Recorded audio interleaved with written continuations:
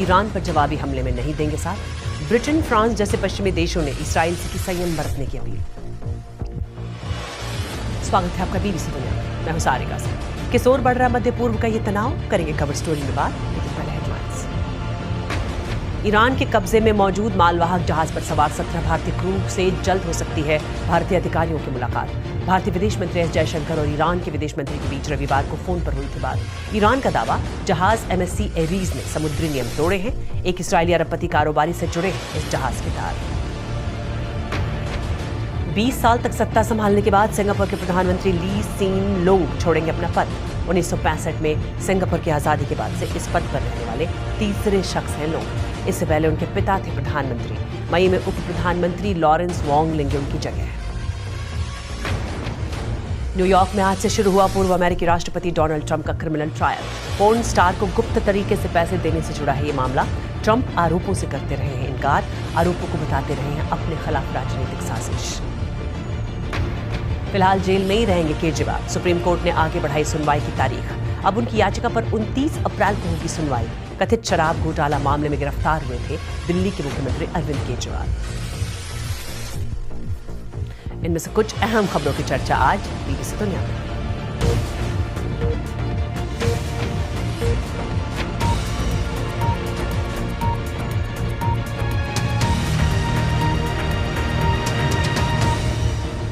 महीनों से जारी इसराइल गाजा युद्ध के बीच अब संघर्ष का एक और मोर्चा खुल गया है। पहले इसराइल ने सीरिया में मौजूद ईरान के वाणिज्य दूतावास पर हमला किया, फिर ईरान ने इसराइल पर जवाबी हमला किया। दोनों देशों के बीच बढ़ते तनाव अंतर्राष्ट्रीय समुदाय की चिंताएं बढ़ाती है। ऐसे में सवाल है कि क्या इस तनाव को रोकने में कामयाब होंगे अमेरिका और दूसरे सहयोगी देश?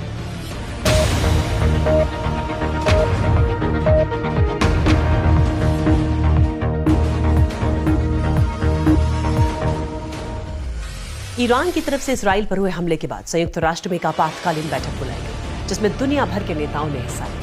बैठक में संयुक्त राष्ट्र ने चेतावनी दी है कि मध्य पूर्व अब और युद्ध बर्दाश्त नहीं कर सकता। अब तनाव कम करने का वक्त है। उधर ईरान ने जोर देकर कहा कि उसकी ये कार्रवाई जवाबी थी। ब्रिटेन और अमेरिका के प्रतिनिधियों ने इसराइल पर ईरान के हमलों की निंदा की है, लेकिन ये साफ कर दिया है कि वो इसका और विस्तार नहीं चाहते। लेकिन इसराइल के राजदूत ने इस अपील को ये कहते हुए खारिज कर दिया कि उसे अपनी पसंद के समय और तरीके से जवाबी कार्रवाई करने का अधिकार है। देखिए बीबीसी की मध्य पूर्व की संवाददाता योलांत नेल की ये रिपोर्ट। रविवार सुबह इसराइल का एयर डिफेंस सिस्टम हरकत में आया। लड़ाकू विमानों ने इसराइली ठिकानों पर ईरान की ओर से दागे गए ड्रोन और मिसाइलों का मुकाबला किया। ये पहली बार है जब ईरान ने अपनी जमीन से इसराइल पर सीधा हमला किया है। धमाकों की आवाजें दूर दूर तक सुनाई दी, यहाँ तक कि यरूशलेम और तेल अवीव तक भी। इसराइल का कहना है कि ईरान की ओर से उस पर दागे गए 300 ड्रोन और मिसाइलों में से तकरीबन 99% को उसने हवा में ही मार गिराया। लेकिन जिन्हें इसराइली एयर डिफेंस सिस्टम रोक नहीं पाया, वो दक्षिण इसराइल में संवेदनशील नेवेटिन एयरफोर्स बेस पर आ गिरे। पास में रहने वाली 7 साल की अमीना हसूला तब गंभीर रूप से घायल हो गयी जब मिसाइल का एक टुकड़ा उनके घर पर आ गिरा। बच्चे डरे हुए थे, घर से बाहर भागना चाहते थे, तभी मिसाइल हमारे घर पर गिर गई। अपने अगले कदम की योजना बनाने के लिए इस्राएली वॉर कैबिनेट ने कल बैठक की। वॉर कैबिनेट के सदस्यों में से एक बेनी गेंट्स ने कहा कि इस्राइल सही समय आने पर ईरान से कीमत वसूलेगा। हमले के बाद रविवार रात संयुक्त राष्ट्र सुरक्षा परिषद की एक आपातकालीन बैठक बुलाई गई। इस्राइल ने ईरान पर प्रतिबंध लगाने का आह्वान किया और हमले का जवाब देने के अपने अधिकार को दोहराया। इस हमले ने हर लाल रेखा को पार किया है और इजराइल के पास जवाबी कार्रवाई करने का कानूनी हक है। हम उबलते पानी के मेंढक नहीं हैं, हम शेरों के देश हैं। इजराइल पर इतने बड़े और सीधे हमले के बाद इजराइल तो क्या, पूरी दुनिया का कोई भी मुल्क चुप नहीं बैठ सकता। हम अपने भविष्य की रक्षा करेंगे। संयुक्त राष्ट्र में ईरान के राजदूत ने कहा कि ईरान ने सीरिया में उसके वाणिज्य दूतावास पर हुए घातक हमले के बदले में ये कार्रवाई की है और ये एक उचित कदम है। इन देशों ने, खासकर अमेरिका ने, गजा में तबाही के लिए जिम्मेदार इसराइल को बचाया है, जबकि वो हमारे राजनयिक परिसरों पर इसराइली हमले के खिलाफ ईरान को अपनी आत्मरक्षा करने के अधिकार से वंचित कर रहे हैं। बढ़ते तनाव के बीच हमलों की व्यापक अंतर्राष्ट्रीय स्तर पर निंदा हो रही है। ईरान के जघन्य हमले का पैमाना और प्रकृति इजरायली धरती पर ईरान का पहला सीधा हमला है। ये पूरे मध्य पूर्व में नागरिकों की सुरक्षा और स्थिरता के लिए गंभीर खतरा पैदा करता है। अब दुनिया भर के नेता इलाके में शांति की अपील कर रहे हैं। हम सब की सामूहिक जिम्मेदारी है कि इलाके में शांति सुनिश्चित करवाएं। इस पूरे घटनाक्रम से पूरी दुनिया की शांति और सुरक्षा पर असर पड़ा है। अब सबकी नजरें इसराइल और वो इसका कैसे जवाब देता है इस पर टिकी हैं। इधर इजरायली सेना ने अपनी सरकार को इस हमले का जवाब देने के लिए कई तरह के विकल्प सुझाए हैं, लेकिन इजरायली वॉर कैबिनेट की मीटिंग बिना किसी फैसले के खत्म हो गई। व्हाइट हाउस ने इसराइल को चेतावनी दी और कहा है कि अमेरिका ईरान के खिलाफ किसी भी जवाबी कार्रवाई में हिस्सा नहीं लेगा। तो अब इसराइल आगे क्या करेगा? जोनाथन कॉनरिकूस इसराइली सेना के प्रवक्ता रह चुके हैं और फिलहाल the foundation for defence democracies में सीनियर फेलो हैं। उनका पूरे मामले पर ये कहना है। ये बहुत हद तक इस पर निर्भर करता है कि जवाबी कार्रवाई का रणनीतिक रूप से क्या उद्देश्य है और इसराइल इससे क्या हासिल करना चाहता है, क्योंकि मुझे लगता है कि केवल जवाब देने के लिए इसराइल जवाब नहीं देगा। मुझे लगता है कि इस्राएली नेतृत्व इस पर विचार कर रहा है और मुझे भरोसा है कि इसराइल ने गजा के हालात से काफ़ी कुछ सीखा होगा। हमास के खिलाफ जंग जो इसराइल पर थोपी गई, उस समय समस्या ये थी कि एक अच्छा प्लान तैयार किया जाए और इसे अमेरिका के सामने पेश किया जाए। उस प्लान पर इस तरह से अमल किया जाए कि अंतर्राष्ट्रीय समुदाय का समर्थन जारी रहे, खासकर अमेरिका का। और आइए भी जानते हैं कि ईरान ने शनिवार को कैसे इसराइल पर हमला किया। ईरान ने कोशिश की थी कि वो अपनी मिसाइल और ड्रोन से ताबड़तोड़ हमला कर इसराइल के एयर डिफेंस सिस्टम पर दबाव बनाए, लेकिन इसराइल के आधुनिक एयर डिफेंस सिस्टम ने ज़्यादातर मिसाइलों और ड्रोन्स को मार गिराया। इसमें अमेरिका जैसे पश्चिमी देशों ने भी उसकी मदद की। देखिए बीबीसी संवाददाता जोनाथन बील की रिपोर्ट। तो सहयोगी देशों की मदद से इसराइल ने किस तरह ईरान के हमलों से खुद की रक्षा की? पहली बात तो ये कि उन्हें हमलों के बारे में पता था। उन्हें पहले ही टेलीग्राफ के जरिए इसका पता चल गया था, लेकिन एक साथ 300 मिसाइल और ड्रोन्स लॉन्च किए गए। इनमें ड्रोन्स की संख्या 170 से ज़्यादा थी। हमले के लिए 30 क्रूज मिसाइल्स और 120 बैलिस्टिक मिसाइल्स छोड़ी गईं, जिनकी रफ्तार ध्वनि की गति से 2 गुनी हो सकती है। इनमें से ज़्यादातर को ईरान से लॉन्च किया गया। पहली बार ईरान ने इसराइल पर अपनी सरजमी से सीधा हमला किया है, लेकिन अमेरिका कहता है कि इनमें से कुछ हमले इराक, सीरिया और यमन से भी हुए। ईरान ने ये दिखाया है कि वो जोखिम उठाने के लिए तैयार है, लेकिन वो ज़्यादा जोखिम भी नहीं उठा सकता। वो दूसरे पक्ष को अंजाम तो भुगतते देखना चाहता है, लेकिन जंग का दायरा बढ़ाना या इसराइल से आमना सामना नहीं चाहता। लेकिन इन हमलों को रोका कैसे गया? इसराइल और अमेरिका दोनों इसके लिए तैयार थे। भूमध्य सागर के पूर्व में तैनात अमेरिकी जंगी जहाज़ों ने कई बैलिस्टिक मिसाइलों को मार गिराया। ब्रिटिश एयरफोर्स के लड़ाकू विमानों ने साइप्रस से उड़ान भरकर कई ड्रोन्स को मार गिराया, और वैसा ही अमेरिकी लड़ाकू विमानों ने जॉर्डन से उड़ान भरकर किया। इसराइल के पास दुनिया के सबसे आधुनिक एयर डिफेंस सिस्टम्स में से एक है, जिसमें सुरक्षा के कई स्तर हैं। उसकी एरो मिसाइलें कई 100 मील दूर से ही बैलिस्टिक मिसाइलों को इंटरसेप्ट कर लेती हैं। David sling missile system air defence की अगली स्टेज है, जो 100 मील से ज्यादा दूर तक कार्रवाई कर सकता है। उसके बाद शॉर्ट रेंज का आयरन डोम भी है, और यरूशलेम से सामने आई इन तस्वीरों में आप आयरन डोम को हमले को नाकाम करते हुए देख सकते हैं। इसराइल ने अरबों डॉलर इसी तरह की स्थिति के लिए तैयार रहने के लिए खर्च किए हैं। हमले से भारी नुकसान हो सकता था, लेकिन इसराइल ने हमले को करीब करीब नाकाम कर दिया। इसराइल ने कहा कि उसके क्षेत्र तक पहुंचने से पहले ही उसने ईरान की ज्यादातर मिसाइलों को मार गिराया। इस तस्वीर में इराक से छोड़ी गई एक मिसाइल को मार गिराया गया, लेकिन एक अपवाद जरूर है। ईरानी मिसाइल इसराइल के डिफेंस सिस्टम को भेदने में कामयाब रही और एयरबेस पर गिरी, जिससे इस बात की पुष्टि हो गई कि ईरान सैन्य ठिकानों को निशाना बना रहा था। हालांकि इससे बहुत ज्यादा नुकसान नहीं हुआ।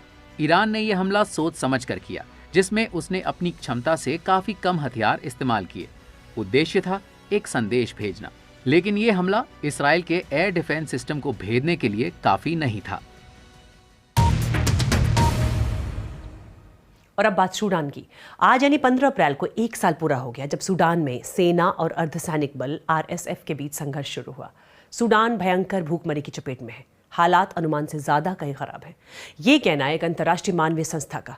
उत्तरी दारफुर राज्य में डॉक्टर्स विदाउट बॉर्डर्स की टीम को पता चला कि वहां 1/3 महिलाएं और बच्चे कुपोषित हैं, जिससे इस इलाके में पौष्टिक आहार की जरूरत दोगुनी हो गई है।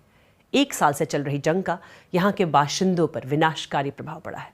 देखिए बीबीसी संवाददाता बारबरा प्लेट अशर की ये रिपोर्ट, जिसके कुछ हिस्से आपको विचलित कर सकते हैं। सूडान की जंग वहाँ के बच्चों पर बहुत बुरा असर डाल रही है और अक्सर इसकी वजह बम या गोलियां नहीं होते।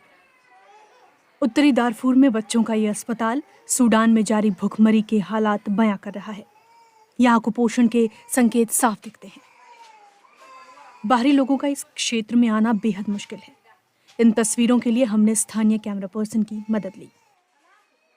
हलीमा मोहम्मद सुलेमान के बेटे को मलेरिया और दस्त के बाद फौरी तौर पर पौष्टिक आहार दिया जा रहा है। वो कहती हैं कि यहाँ पर्याप्त खाना नहीं है। हम किसान हैं, पर अब हम ज्यादा खेती नहीं कर पा रहे और आमदनी का दूसरा जरिया भी नहीं है। दवाइयाँ भी मुश्किल से मिल पाती हैं। अगले बेड में अमीन अहमद अली अपने 6 महीने के जुड़वा बच्चों का ख्याल रख रही हैं, जो हफ्तों की डिसेंट्री के बाद अब ठीक हो रही हैं।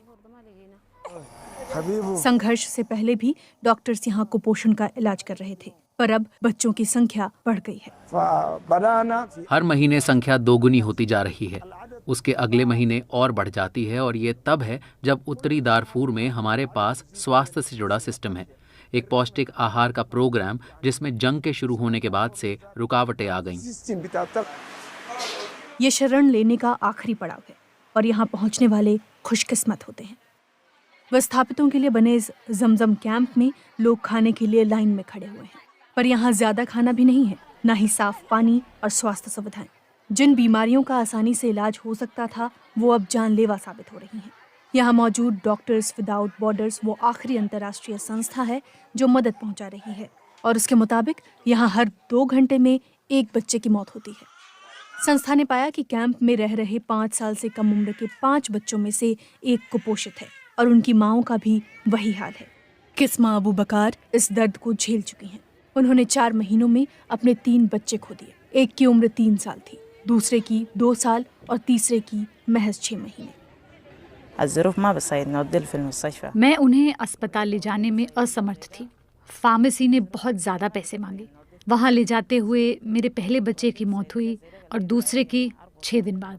छोटा बच्चा बीमार हुआ और 3 दिन बाद दुनिया छोड़कर चला गया। लोग बीमार हैं और भूखे हैं। विस्थापितों के पास कोई नौकरी भी नहीं है। जमजम सूडान के सबसे पुराने और बड़े कैंपों में से एक है। इसे उन लोगों ने बनाया जो 20 साल पहले दारफूर में नस्लीय हिंसा से बचकर यहाँ आए। यहाँ हालात बेहद नाजुक थे और अब सेना और अर्धसैनिक बल के बीच चल रहे संघर्ष के कारण 80 लाख से ज्यादा लोग विस्थापित हो चुके हैं। राहत सामग्री की आपूर्ति रुक गई है और अर्थव्यवस्था चकनाचूर हो गई है। ये तस्वीरें बताती हैं कि दारफूर के दूसरे हिस्सों में भी हालात कितने खराब हैं। एक क्षेत्रीय आपातकाल कर्मचारी ने हमें ये तस्वीरें दक्षिणी और केंद्रीय राज्यों से भेजी। इस बच्चे की माँ उसके लिए खाना मांग रही है। वो कहती है कि कुछ भी छोटा मोटा मिल जाए, पर राहत एजेंसियां कहती हैं कि खाने की सप्लाई जब तक बढ़ेगी नहीं तब तक कुछ नहीं होगा। मैंने डॉक्टर्स विदाउट बॉर्डर्स के नैरोबी मुख्यालय में बात की। हमारे सामने खाने से जुड़ा संकट है जो काफी विनाशकारी है। जमजम में हमने जिन बच्चों का निरीक्षण किया वो तो बस शुरुआत भर है।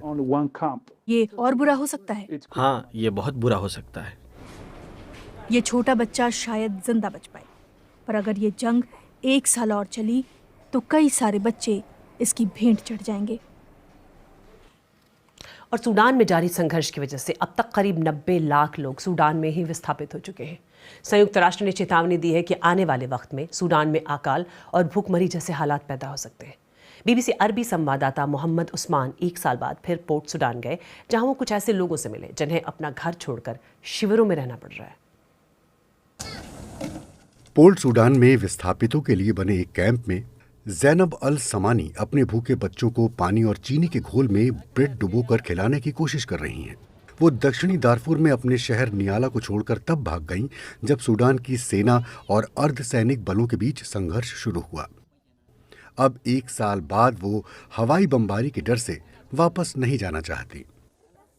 हम उम्मीद करते हैं कि जंग खत्म हो और माहौल शांत हो जाए। चाहे मैं वापस ना जा पाऊं, पर और लोग तो जाएंगे ही। यहाँ रहकर अपने बच्चों का ख्याल नहीं रखा जा सकता। सूडान के अंदर ही 90 लाख से ज्यादा लोग विस्थापित हुए और संयुक्त राष्ट्र के मुताबिक ये दुनिया का सबसे बड़ा आंतरिक विस्थापन वाला देश बन गया है। जो लोग हिंसा से बचकर यहाँ आए हैं वो काफी खुशकिस्मत हैं, और जो लोग खार्तूम और दारफुर जैसे संघर्ष प्रभावित इलाकों में फंसे हुए हैं उन्हें हर मिनट अपनी जान का खतरा है। अगर लड़ाई खत्म नहीं हुई और युद्धग्रस्त इलाकों में फंसे लोगों तक राहत सामग्री नहीं पहुंची तो अकाल का खतरा और बढ़ जाएगा। वर्ल्ड फूड प्रोग्राम के अधिकारियों के मुताबिक करीब 2 करोड़ लोगों को जरूरत से कम खाना मिल रहा है। सूडान में जंग को 1 साल हो गया है और यहाँ लोगों की हालत देखकर हम काफी चिंतित हैं।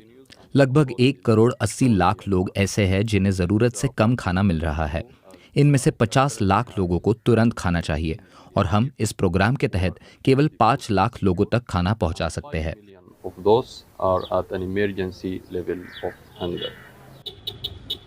अप्रैल 2023 को सूडान में सेना और अर्धसैनिक बलों के बीच जंग छिड़ गई, जिसे दुनिया की सबसे खराब, सबसे पेचीदा और अमानवीय जंग बताया जा रहा है। इसकी वजह से 14,000 से ज्यादा लोगों की जानें जा चुकी हैं और 10 लाख लोग पड़ोसी मुल्कों में शरण लेने के लिए मजबूर हो चुके हैं। इस संघर्ष के खत्म होने के आसार अभी भी नजर नहीं आते, क्योंकि दोनों पक्ष समझौते की टेबल से उलट मैदान जंग में इसका फैसला करने पर अड़े हुए हैं। पोर्ट सूडान में रहने वाले सेना के प्रमुख जनरल अब्दुल फतेह अल बुरहान तब तक लड़ते रहेंगे जब तक उन्हें जीत नहीं मिल जाती। अर्धसैनिक बलों के प्रमुख, जो कई महीनों से देश से बाहर रह रहे हैं, वो भी कहते हैं कि जंग को खत्म करने का बस एक ही रास्ता है और वो है जंग। अब ये जंग दूसरे साल में जा रही है और ज़ैनब जैसे लाखों सूडान वासियों को डर है कि कहीं उनके बुरे ख्वाब हकीकत न बन जाएं। वो खौफजदा हैं कि इस क्षेत्र में चल रही और दूसरे संघर्षों की तरह ये जंग भी कहीं सालों तक खिंच न जाए। और कार्यक्रम से जुड़े किसी भी टॉपिक पर आप लिख सकते हैं। एक्स पर मेरा हैंडल है @BBC सारिका। आज के लिए इतना ही। BBC दुनिया के साथ हम कल फिर इसी वक्त हाजिर होंगे BBC हिंदी के फेसबुक पेज और YouTube चैनल पर।